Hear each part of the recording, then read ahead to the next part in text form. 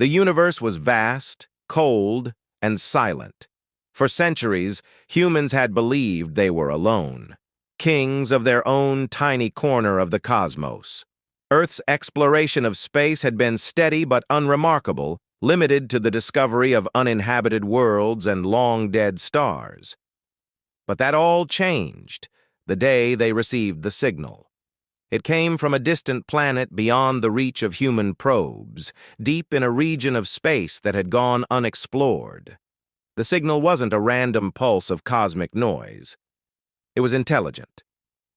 Earth's finest minds scrambled to decode the transmission, and when they finally succeeded, what they found sent shockwaves through the scientific community. It was a message, not from humans, but from an alien species. The Izari were unlike anything humanity had ever imagined. They were tall, elegant beings, with skin that shimmered like oil on water, rippling with colors that reflected their emotions. They communicated through complex, harmonic tones, their voices a symphony of sound. The Izari lived on a lush, water-rich planet, teeming with life. They were peaceful, but technologically primitive compared to humanity, their civilization still relying on rudimentary tools and structures. But their message was clear. They wanted contact. They were curious, just as humanity had been when it first ventured into the stars. The first meeting was a momentous occasion. Earth's finest diplomats and scientists gathered to make peaceful contact with the Izari, exchanging knowledge, culture, and ideas.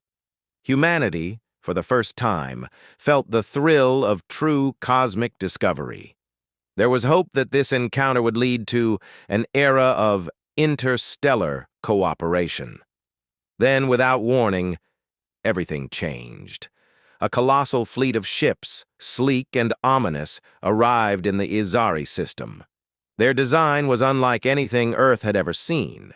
Elegant, yet intimidating, like predatory birds poised to strike. These were not the Izari ships. They belonged to the Galactic Council, an ancient and powerful conglomerate of species that ruled vast stretches of the galaxy. The Council's existence was something no human had known about. For all their exploration, humanity had remained blissfully ignorant of the galaxy's true nature. The Council had let them be, until now. The Council's representative appeared before Earth's leaders as a holographic projection. It was a tall, imposing figure with pale skin and eyes that gleamed with a cold, detached intellect. Its voice was deep and monotone, each word pronounced with an almost mechanical precision.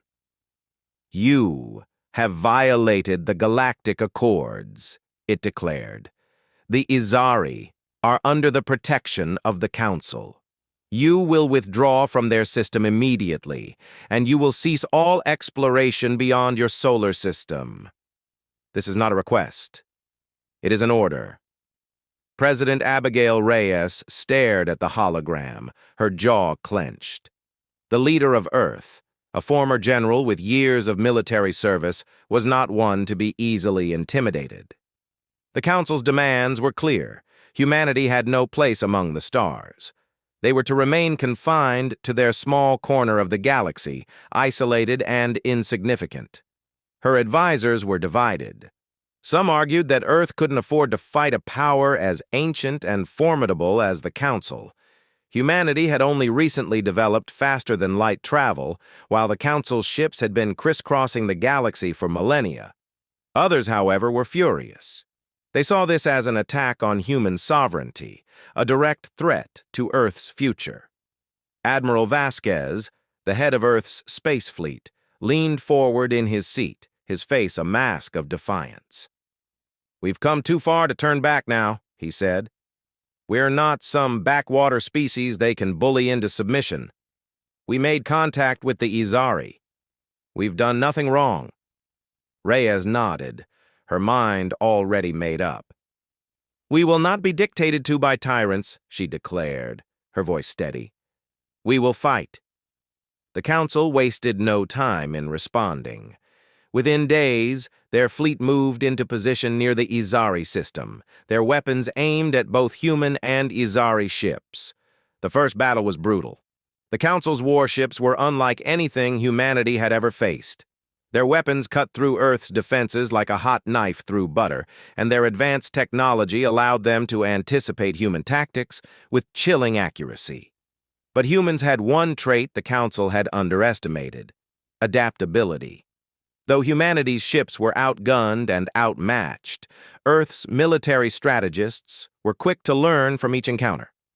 Human ships began using guerrilla tactics, launching hit-and-run strikes that kept the Council's forces off balance. And Earth's scientists, working around the clock, made a breakthrough. By capturing a damaged Council ship during a battle, they were able to reverse engineer its cloaking and shielding systems. Humanity's first victory came unexpectedly. A squadron of Earth's ships, using their new technology, managed to ambush a Council fleet on the edge of the Izari system. The Council ships, caught off guard, were forced to retreat. Word of the victory spread quickly across Earth, sparking a surge of hope.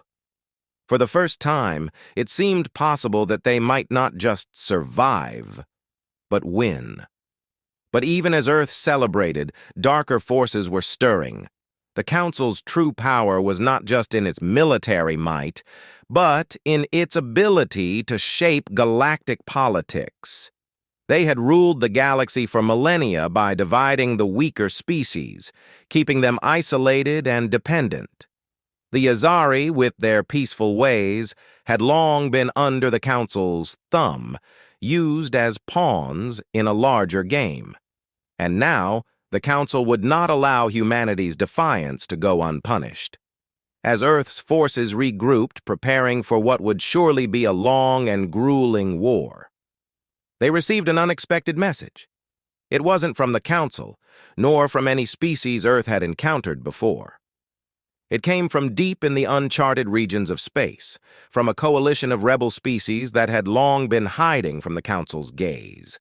These rebels, once proud civilizations, had been crushed by the Council's relentless expansion. Some had fought back and lost, while others had chosen to fade into obscurity, hiding on the fringes of known space. They had watched humanity's defiance with growing interest, and now they saw an opportunity. If Earth could stand against the Council, perhaps it was time for others to rise as well. The message was clear. The Council was not invincible. And if humanity was willing to fight, they would not fight alone. As Earth's leaders considered their next move, President Reyes knew that the war had reached a turning point. It was no longer just about defending the Izari or securing humanity's future. This was about the fate of the entire galaxy. The Council had ruled for too long, and their grip on the stars was weakening. But humanity's defiance had made them a target. And the full weight of the Council was about to come crashing down on them. Reyes stood in the war room, gazing at the holographic star map, watching as Council fleets converged on their position. The fight for the galaxy's future was just beginning.